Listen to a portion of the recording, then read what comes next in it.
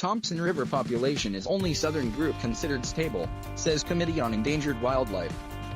Nearly half of southern British Columbia's chinook salmon populations are in decline, according to a science committee that monitors the health of wildlife populations.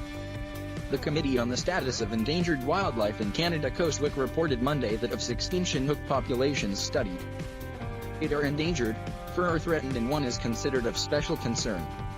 Only one, located in British Columbia's Thompson River, is considered stable. The condition of 2 populations is unknown. Southern BC has 28 chinook populations. Endangered is the committee's most serious ranking, suggesting the population is in danger of being wiped out. There are some where there is thought to be fewer than 200 fish still remaining, said committee member and fisheries biologist John Nielsen.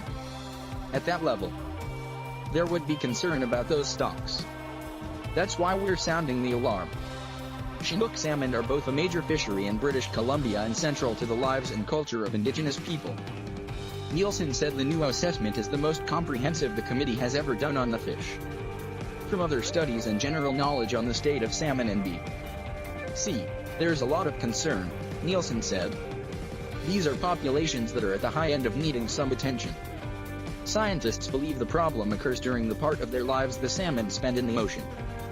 Some believe growing numbers of seals and sea lions, which feed on the fish, are behind the declines. Others say the warming and acidifying ocean is starting to affect the food web the salmon depend on.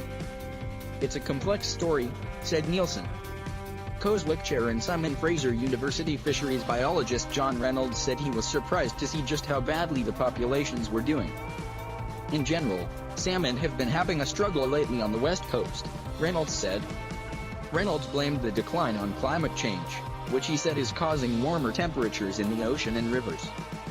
When they are returning to spawn, if the temperature starts to go up toward the 19 to 20 C mark, the salmon can simply die en route to the spawning grounds, he said.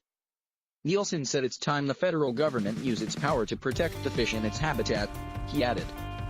Our suggestion is that government act quickly, he said. The Species at Risk Act allows the federal government to issue emergency protection orders which allow Ottawa to control activity in critical habitat normally governed by the provinces.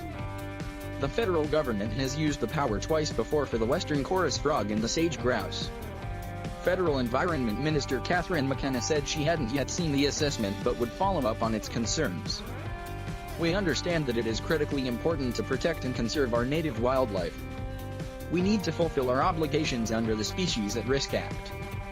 She said some measures have already been taken to protect and rebuild chinook salmon stocks. Included among the 36 species the committee assessed were polar bears, which remain a species of special concern. It also looked at the black ash tree, a common urban tree in civic parks in Toronto, Montreal, and Ottawa. It found that over the past 20 years, an invasive species called the emerald ash borer has killed about 2 billion ash trees in the Great Lakes region. The black ash is now considered threatened, the committee found.